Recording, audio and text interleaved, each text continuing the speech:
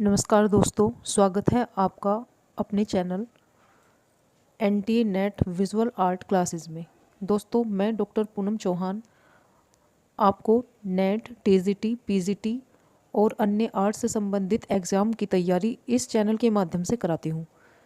दोस्तों, अगर आपने अभी तक चैनल को सब्सक्राइब नहीं किया है तो सब्सक्राइब ज़रूर कर लें, बेल आइकन का नोटिफिकेशन ऑन कर लें और अपने दोस्तों के साथ इस चैनल को शेयर ज़रूर कर दें, जिससे आपको मेरे सभी नोटिफिकेशन मिलते रहें। आज हम TGT के लिए महत्वपूर्ण जो टॉपिक है हड़प्पा सभ्यता, सिंधु घाटी की सभ्यता को डिस्कस करेंगे और इसके कुछ मोटे मोटे पॉइंट्स मैं लेकर आई हूँ जो आपके लिए TGT में बहुत ही ज़्यादा हेल्पफुल हो सकते हैं।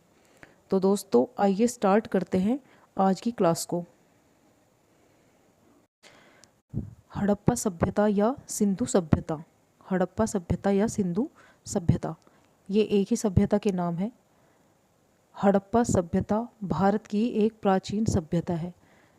कार्बन 14 जो डेटिंग तकनीक है, जिससे डेट का पता चलता है, कार्बन 14 जैसी तकनीक से इसकी तिथि जो क्या मानी गई है, 2400 ईसा पूर्व से 1700 ईसा पूर्व मानी जाती है। लेकिन इसी क्रम में विश्व में अन्य सभ्यताओं का भी विकास हो रहा था। किन सभ्यताओं का विकास हो रहा था, आइए देख लेते हैं। जैसे नील नदी की सभ्यता, नील नदी की सभ्यता यानी कि मिस्र की सभ्यता। क्वेश्चन में नील नदी की सभ्यता पूछ लेते हैं, कौन सी सभ्यता है, तो मिस्र की सभ्यता को नील नदी की सभ्यता भी कहा जाता है। टिग्रिस नदी के पास जो सभ्यता पनपी, मेसोपोटामिया की सभ्यता। हांगो नदी, यह चीन की सभ्यता। सिंधु नदी के पास जो सभ्यता का विकास हुआ वह थी हड़प्पा सभ्यता। हड़प्पा सभ्यता।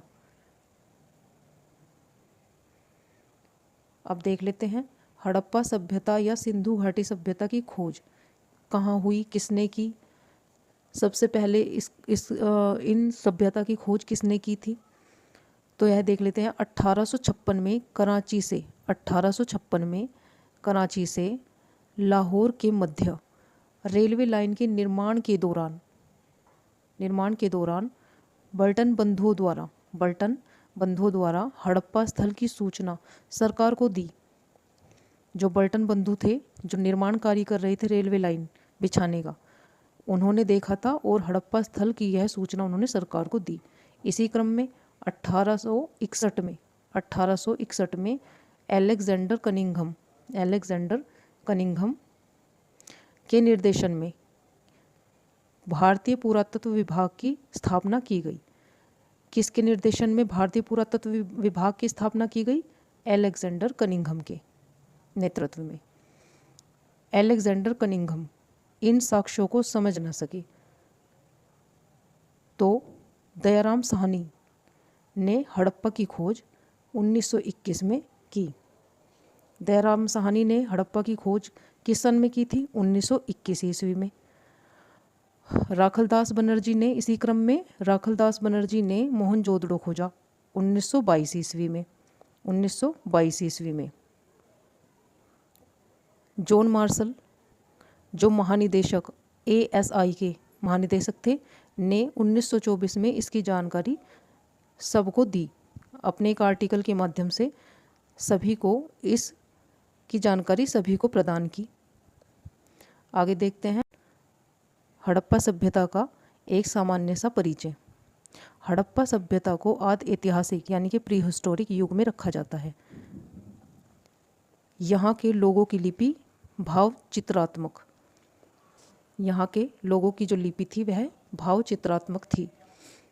इस सभ्यता की जानकारी हमें यहाँ की मोहरों, जिन्हें सिलखड़ी से मिलती हैं, और यह सभ्यता आर्यों से पूर्व की सभ्यता है। यह जानकारी हमें मृद भांडों से मिलती है, यानी कि जो इस सभ्यता की जो जानकारी हमें यहाँ से मिली है वह मोहरों और मृद भांडों की सहायता से अधिक मिली है। उन पर उकेरी गई आकृतियाँ, मृद भांडों पर उकेरे गए जो भी चित्र हैं, उनके द्वारा हमें ज़्यादा से ज़्यादा इसकी जानकारी प्राप्त हुई है। आगे देख लेते हैं, इस सभ्यता के लोगों को किन किन वस्तुओं का, किन किन चीज़ों का ज्ञान था।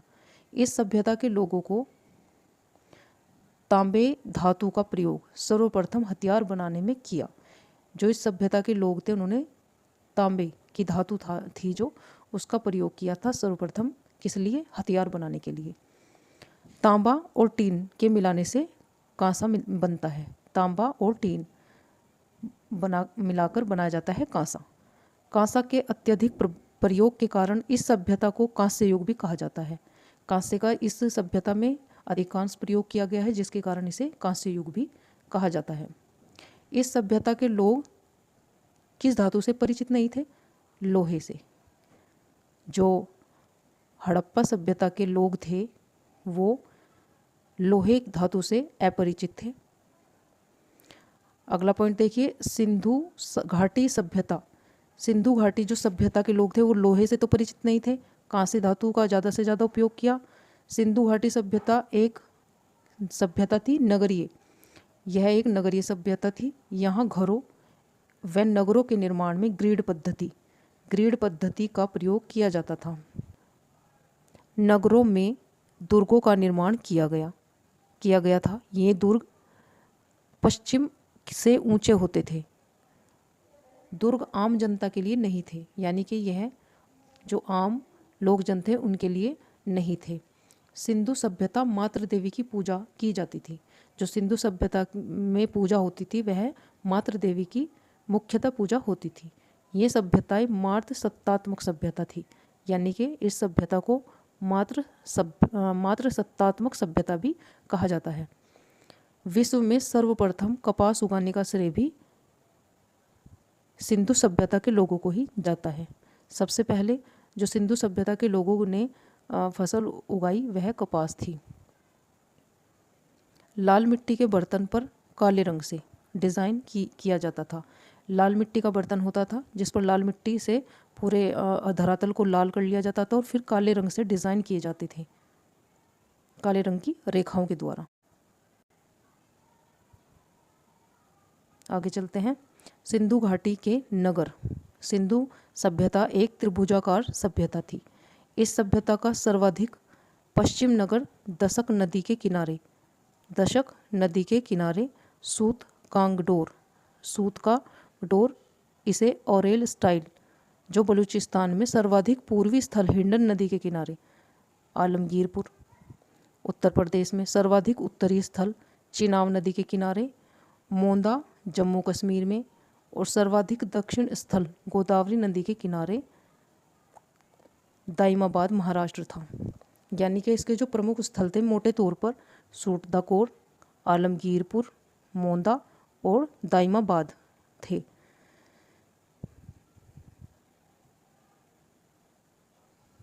आगे देखिए, सिंधु सभ्यता का सबसे बड़ा नगर था मोहनजोदड़ो। सबसे बड़ा नगर था मोहनजोदड़ो। लेकिन भारत में सबसे बड़ा नगर राखीगढ़ी है। आज़ादी के बाद इस सभ्यता के सबसे ज़्यादा स्थल गुजरात में खोजे गए। आज़ादी के बाद इस सभ्यता के सबसे ज़्यादा स्थल कहाँ खोजे गए? तो यह गुजरात में खोजे गए। तो दोस्तों, यह थी हड़प्पा सभ्यता की कुछ मोटी मोटी जानकारी। आई होप आपको वीडियो पसंद आई होगी। अगर आपके लिए यह वीडियो हेल्पफुल हो तो वीडियो को लाइक करें। चैनल अगर सब्सक्राइब नहीं किया है तो चैनल को सब्सक्राइब जरूर करें और अपने दोस्तों के साथ शेयर करना ना भूलें। दोस्तों, आप अपने कमेंट भी हमें कर सकते हैं। अगर कोई मिस्टेक होती है तो आप मुझे कमेंट भी कर सकते हैं। Thank you.